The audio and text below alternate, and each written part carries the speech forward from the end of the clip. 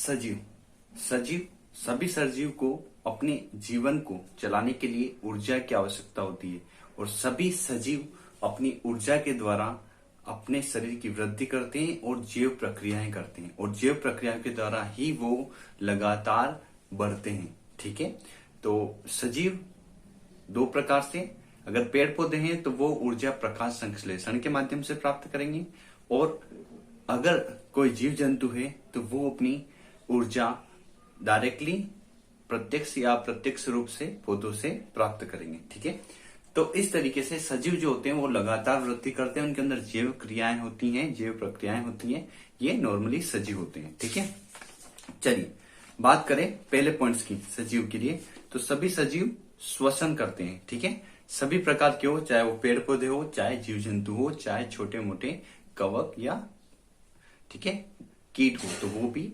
श्वसन की क्रियाएं अवश्य करेंगे। तो श्वसन अनिवार्य है सभी सजीवों के लिए। ठीक है, सभी के लिए अलग अलग कंडीशन हो सकती है पर श्वसन सभी करते हैं।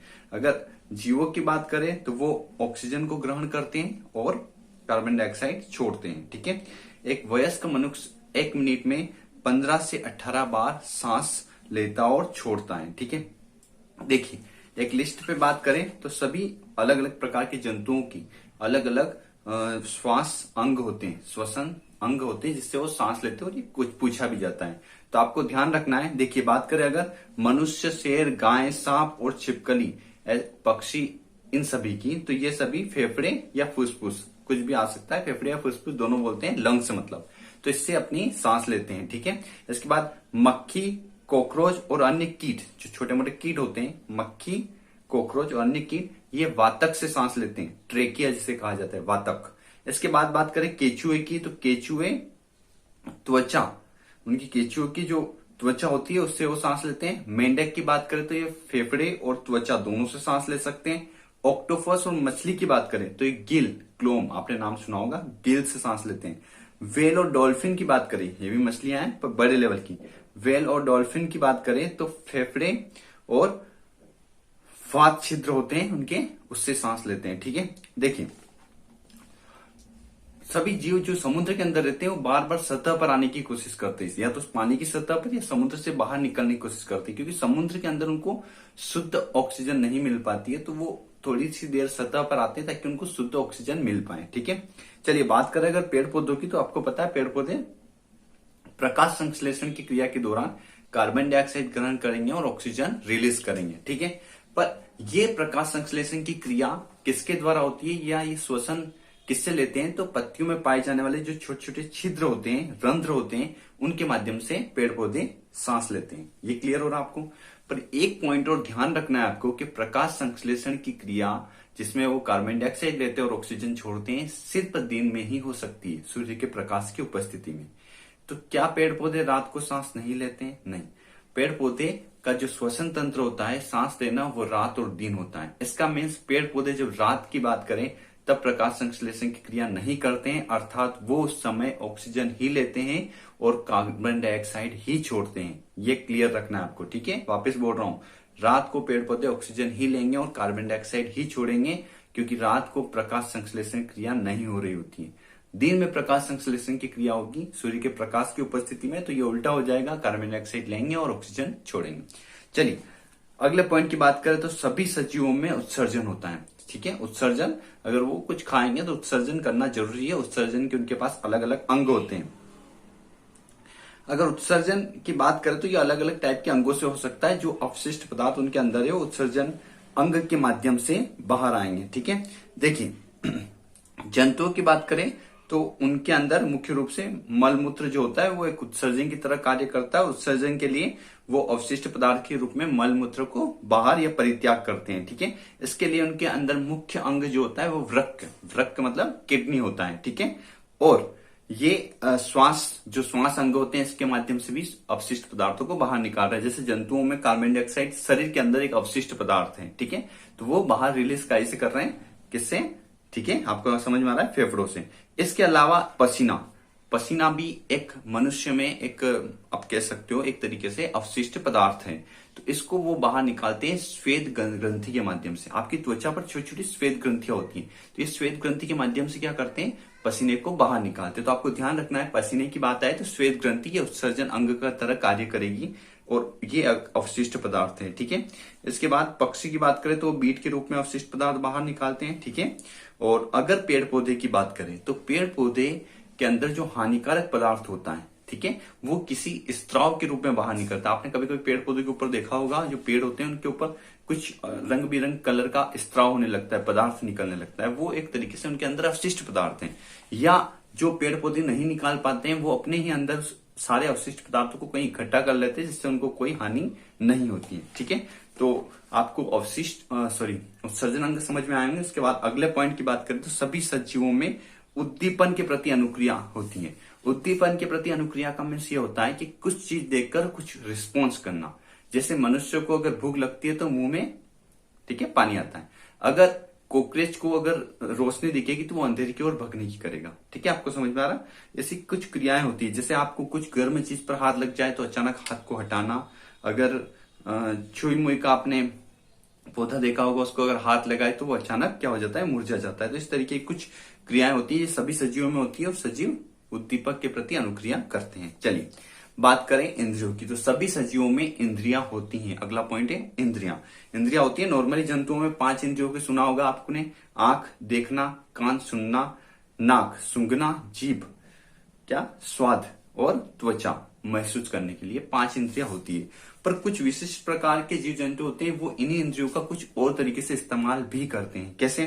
जैसे अगर चींटियों की बात करें तो वो अपने समूह की चींटियों के साथ एक गंध छोड़ती हैं, उसी गंध से दूसरी चींटियां उसकी तरफ एक ही लाइन में आगे बढ़ती हैं। अगर हम कीड़े मकोड़े की बात करें तो कुछ कीड़े मकोड़े अपनी मादा कीड़े को भी गंध से ही पहचानते हैं, जैसे रेशम का कीड़ा है। ठीक है, इसके बाद जैसे बाज, गिद्ध, चील की बात करें तो ये मनुष्य से 4 गुना तेज देख सकते हैं और यही उनको मदद करता है दूर ऊंचे उड़ते हुए भी शिकार को पकड़ने में। अगर पक्षियों की बात करें तो पक्षियों की आंखें जो होती है वो सिर के ऊपरी भाग में होती है और अपनी पुतली को नहीं घुमा सकते, इसीलिए उनको बार बार गर्दन को घुमाना पड़ता है इधर और सेकंड साइड में देखने के लिए। ठीक है, देखिए अगर अपन बात करें कुछ जो बड़े जीव होते हैं, है ना, उनके कान बहुत बड़े होते हैं, तो उसकी वजह से 2 हेल्प होती है। जैसे वो कान से सुन भी सकते हैं और थोड़ी सी हवा भी कर सकते हैं ताकि वो मक्खियां वगैरह उनके मुंह पर न बैठे, जैसे हाथी। ठीक है, आगे बात करें सांप। सांप सुन नहीं सकता है ना, नॉर्मली कहा जाता है सांप को सुनाई नहीं देता है, और सुनाई नहीं देता है पर फिर वो महसूस कैसे करता है, कंपन के माध्यम से। सांप बिल्कुल जमीन पर टच होकर चलता है, तो जो कंपन होगा उसके माध्यम से उसको पता चल जाता है कोई उसके पास आ रहा है। ठीक है, अगर मच्छर की बात करें तो मच्छर आपको कैसे काट लेता है, आपकी गंध के माध्यम से। अंधेरे में भी मच्छर आपको काट लेता है क्योंकि आपको जो आपकी गंध है शरीर की वो मच्छर को, ठीक है, पहचान में आती है। कुछ जानवर अपने मल मूत्र से ही अपने रहने का प्लेस ढूंढ लेते हैं, जैसे शेर बाघ हो गया, कुत्ता हो गया, आपने देखा होगा कुत्ता, ठीक है, वो उसी क्षेत्र में घूमता रहता है क्योंकि उनकी जो मल मूत्र की जो गंध रहती है उसको पता रहता है कि मेरा एरिया कौन सा है। ठीक है, चलिए कुछ जानवरों की बात करें जो जैसे रात में शिकार करते हैं, जिनको रात्रि चर भी कहा जाता है, जैसे उल्लू। तो इनको केवल जो रात में शिकार करते हैं ऐसे ही जानवरों को या ऐसे पक्षियों को सिर्फ 2 ही कलर दिखते हैं, सफेद और काला, और कोई कलर नहीं दिखता है। चलिए अगले पॉइंट की ओर बढ़ते हैं। सभी सजीव गति करते हैं। ठीक है, ध्यान से समझना आपको, सभी सजीव गति करते हैं। देखिए सजीवों में अलग अलग तरीके से चाल होती है उनकी, और चाल कैसे होती है, उनके हड्डियों के बीच में मूवमेंट से। अलग अलग हड्डियों में संधियां होती है और उसी संधि के माध्यम से वो चल पाते हैं, घूम फिर पाते हैं या अपने बॉडी को मूवमेंट कर पाते हैं। तो अलग अलग 4 प्रकार की संधियां बताई गई है जिसकी वजह से वो मूवमेंट करते हैं। समझ लीजिए, पहली है कंदुक खलिका संधि। कंदुक खलिका संधि ऐसी संधि होती है जिसकी वजह से पूरे सभी दिशाओं में घुमा जा सकता है, जैसे कंधों पर। कंधों को आप पूरा मूवमेंट कर सकते हो, इसका मतलब यहाँ पर कौन सी है, कंदुक खलिका संधि। ठीक है, नाम से याद रह जाएगा, क से कंधे, तो कंदुक खलिका संधि, ये कंधों में जहां पर आप पूरा राउंड कर पाते हो, पूरा गोल घुमा पाते हो। ठीक है, हिंज संधि, जिसको कब्जा संधि भी कहा जाता है, हिंज संधि। हिंज संधि को सिर्फ आप एक ही दिशा में मूवमेंट कर सकते हो, जैसे आपके कोहनी में कोहनी को अगर आपको घुमाना है या घुटनों को आपको घुमाना है तो आप एक ही डायरेक्शन में, कोहनी को आप पीछे की साइड में नहीं मूव कर सकते हो, तो आप एक डायरेक्शन में मूव कर सकते हो, मतलब कोहनी के बीच में कौन सी है, हिंज संधि है। अगली बात करें अचल संधि, तो इस संधि में कोई गति नहीं होती, इसको आप मूवमेंट नहीं कर पाते हो, सिर्फ वो संधि होती है। जैसे आपके सिर के अंदर है, इस सिर को आप मूवमेंट यहां से कर रहे हो, ठीक है, गर्दन के यहां से, आपका सिर बिल्कुल नहीं मूवमेंट हो सकता, तो ये सिर जो होता है वो कौन सी संधि से जुड़ा हुआ है, अचल संधि से। अगली लास्ट बात करें तो अगली लास्ट रहेगी धुराग्र या खुटी संधि। धुराग्र या खुटी संधि ये कैसी होती है, ऐसी संधि जो ऊपर नीचे दाएं बाएं मूवमेंट कर सकती है, ठीक है, आगे पीछे ऊपर नीचे होना, दाएं बाएं, जैसे ये आपके सिर को आगे पीछे करवा सकते हो, ऐसे दाएं बाएं कर सकते हो, तो ये कौन सी होती है, धुराग्र या खुटी संधि, ठीक है। ये कहां होती है, सिर और गर्दन के बीच में कनेक्ट होती है धुराग्र संधि, ठीक है। तो 4 प्रकार की संधियों की बात करी मैंने, ठीक है, आपको समझ में आया होगा। इसके अलावा कुछ विशेष प्रकार के जीव अलग अलग उनके शरीर की बनावट ऐसी होती है जिसकी वजह से वो अलग टाइप की एक प्रणाली बना देते हैं, अलग टाइप की जाने जाते हैं। जैसे मैं अलग अलग जीवों की बात करूं, अगर सबसे पहले बात करूं उल्लू की, तो उल्लू अपनी गर्दन को पीछे की ओर बहुत ज्यादा हद तक घुमा सकता है, एकमात्र पक्षी जो पीछे की ओर घुमा लेता है अपने गर्दन को। जैसे रेंगने वाले कुछ जीवों की बात करें, केचुए, सांप की, तो ये कैसे रेंग पाते हैं, केचुआ जो होता है वो पेशियों और सुख की मदद से रेंगता है, जो उसके शरीर में पेशियां और सुख होते हैं उसकी मदद से, जबकि सांप पेशियों और वलय की मदद से, ऐसे गोल गोल वलय होते हैं उस पर छलने, उसकी मदद से वो रेंग पाता है। उड़ने वाले पक्षियों की बात करें तो ये सभी अपने पंखों के माध्यम से उड़ते हैं, आपको पता है, पर ध्यान रखना आपको शुतुरमुर्ग और एमू पक्षी नहीं उड़ते हैं, ये आ सकता है आपके क्वेश्चन। शुतुरमुर्ग और एमू क्योंकि वो भारी होते हैं तो ये नहीं उड़ते हैं, पर ये दौड़ बहुत फास्ट पाते हैं, ठीक है। इसके बाद अगर तैरने की बात करें तो जो मछली होती है वो अपना शरीर जो होता है उसका, मछली का, वो धारा रेखीय शारीरिक जो आकृति होती है उसकी वजह से बिल्कुल तैर पाती है। पर अगर बतख की बात करें आप, तो बतख के जो पैर होते हैं वो जालयुक्त पादागुलिया, जो जालयुक्त पादागुलिया होती है पैरों में, इस टाइप का पैर बने होते हैं, उसकी वजह से वो तैर पाते हैं। मेंढक भी इसी वजह से तैर पाते हैं, पादागुलियों की वजह से, ठीक है। चलिए और आगे बात करें फुदकने वाले, तो कुछ जंतु फुदक सकते हैं, उछल सकते हैं, जैसे मेंढक, ठीक है, उनके पैरों की खासियत से। और बात करें अगर कॉकरोच की, तो ये चल भी सकते हैं, उड़ भी सकते हैं और चढ़ भी सकते हैं, दीवारों पर चढ़ सकते हैं। कॉकरोच में तीनों खासियत होती है। चलिए आगे बढ़ते हैं। सजीवों में प्रजनन, सभी सजीवों में प्रजनन होता है, प्रजनन जिसके द्वारा अपने समानी जीवों को उत्पन्न करना या संतान उत्पन्न करना प्रजनन होता है।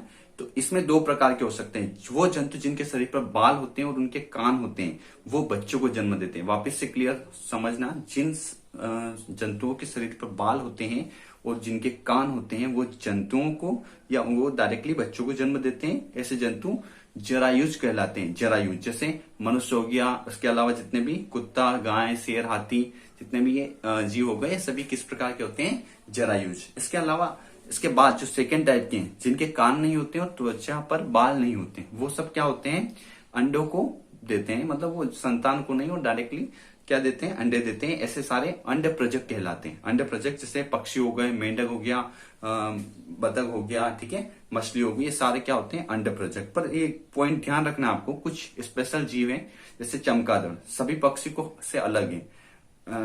व्हेल मछली और सील मछली, चमगादड़, व्हेल मछली और सील मछली, ये तीनों जीव क्या करते हैं, बच्चों को जन्म देते हैं, ठीक है, अपनी कैटेगरी से अलग हटकर बच्चों को जन्म दे रहे हैं। इसका मीन्स ये अलग टाइप के हुए और इनको स्तनधारी भी कहा जाता है, ठीक है। जो बच्चों को जन्म देते हैं उनको स्तनधारी तो पूछा जाता है, क्योंकि सभी पक्षी को आप क्या दिख रहे हैं, स्तनधारी नहीं है, क्योंकि वो अंडे दे रहे हैं। पर चमगादड़ क्या दे रहा है, डायरेक्टली बच्चों को जन्म दे रहा है, तो ये पूछा जा सकता है चमगादड़, और वो आपको स्तनधारी टिक करना है, ठीक है।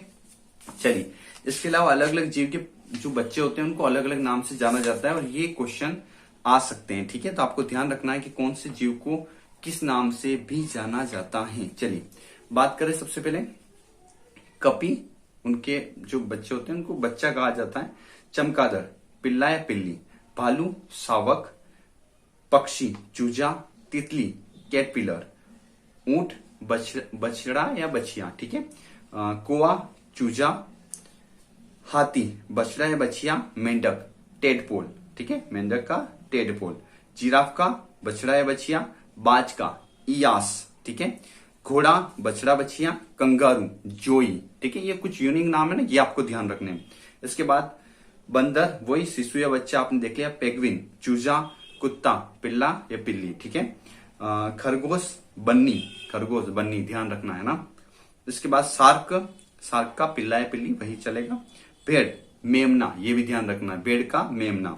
शेर का शावक, ठीक है, शेर का भी पूछा जाता है। याक का बछड़ा बछिया, ये जेबरा का भी बछड़ा बछिया, ठीक है। नॉर्मल है, कुछ का यूनिक जो आपको अलग से ध्यान रखना है। देखिए कुछ ऐसे अलग है, जैसे भालू का और शेर का शावक, और इसके अलावा तितली का आपको कैटरपिलर ध्यान रखना है इसमें।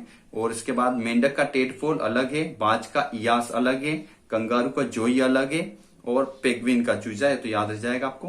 भेड़ का मेमना, ये ध्यान रखना है, ठीक है। चलिए अगले पॉइंट की ओर बढ़े।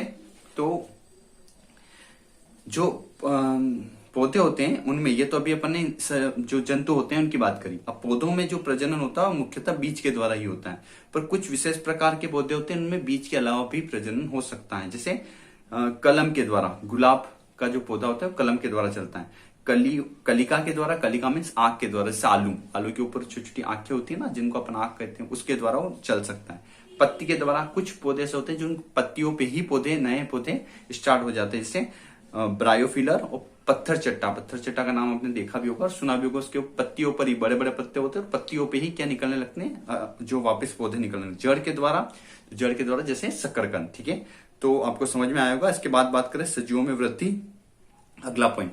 तो सभी सजीव में एक निश्चित आयु तक लगातार वृद्धि होती है और वो बढ़ते हैं। और लास्ट पॉइंट है सजीवों की मृत्यु। तो सभी सजीव एक निश्चित आयु के बाद मृत्यु को प्राप्त करेंगे। कोई भी यहाँ पर जीवित नहीं रह सकता लंबे टाइम के लिए, ठीक है। उनका कुछ जो निर्धारित समय होगा उसके बाद वो मृत्यु को प्राप्त करेंगे ही। Okay, thank you.